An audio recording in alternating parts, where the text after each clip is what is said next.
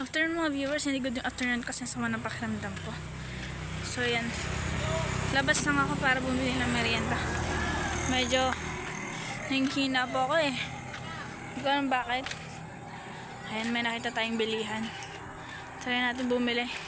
Siguro nalito ako ng lunch. So yan, sumasakit yung ulo ko tsaka tiyan. Kasi walang ganap, walang luto sa bahay. So bili na lang tayo dito sa labas. Samahan niyo mga viewers.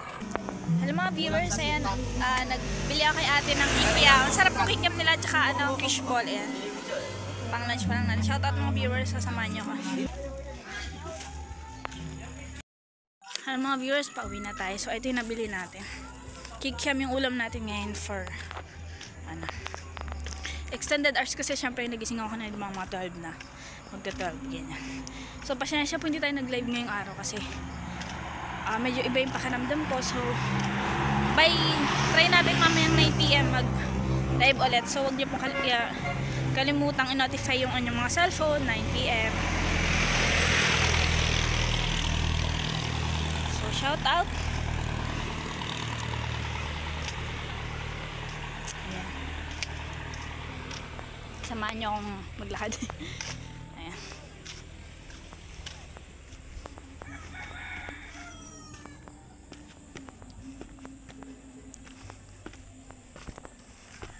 Hindi ko alam ba't magkakaroon ako ng ganitong mga body alarm sickness.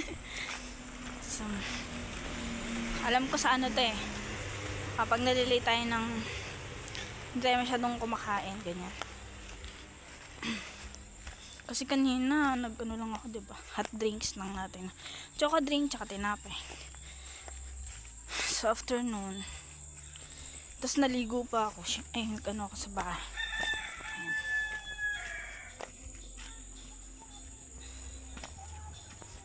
Actually, hindi pala ako nakapag-take up kasi nagsama nga yung pakiramdam ko. So, ang ginawa lang natin, ayan, nakinig na lang tayo ng music soundtrack natin. Total naman, Sunday ngayon, medyo, yun yung tinatawag natin sa mga work natin pag Sunday, diba? Day off or special something, ganyan. So, andito na tayo. Papi! Ito na yung nabili kong ulam natin. Kikiam. Luto na yan. Kasi nahihirapan lang mas malapit sa tindahan.